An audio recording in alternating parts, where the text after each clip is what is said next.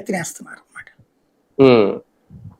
అలాగని పైకి చెప్పుకోలేని పరిస్థితి, కక్కలేని మింగాలేని పరిస్థితి ఉందేమో సచివాలయ ఉద్యోగులు ఒక రకంగా. కానీ రీసెంట్ గా మొన్న విడుదలైన కేకే సర్వే వైసీపీకి షాక్ ఇచ్చిందా, టీడీపీని అలర్ట్ చేసిందా?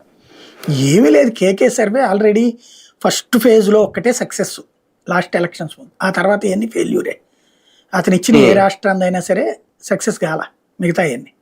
అంటే ఆ సక్సెస్ తో ఒక బలమైన గ్రౌండ్ రిపోర్ట్ తేగలిగిన సంస్థ ఇది అని ఏమన్నా నమ్మకం కలిగిందా? అందుకని ఇప్పుడు మళ్ళీ రెండోసారి ఈ సర్వే చేసినప్పుడు ఒక చర్చ అయితే వచ్చింది. కాసేపు కాలక్షేపం నడుస్తుంది. అతను ప్రవీణ్ వాళ్ళ సంస్థ ఒకటి, ఇదొకటి.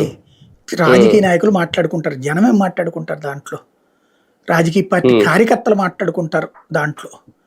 అది సోషల్ మీడియాలో పెట్టుకోవడానికి తప్పించి ఈవెన్ పబ్లిక్ కూడా పెద్ద డిబేట్ చేయట్లేదు వాటి మీద.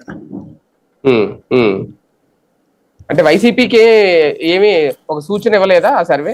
ఏముంది దాంట్లో సర్వేలు నేను డీటెయిల్ గా చూడలేదు. ఏదో ఒకటి మాత్రం ఇంకేదో 40 మంది ఓడిపోతారంటే, 40 మంది ఓడిపోతే పెద్ద ప్రాబ్లం ఏం లేదు కదా. 175లో 40 ఓడిపోతే ఉంది, 135 వస్తాయి మళ్ళీ, పెద్ద ప్రాబ్లం ఏం కాదు కదా.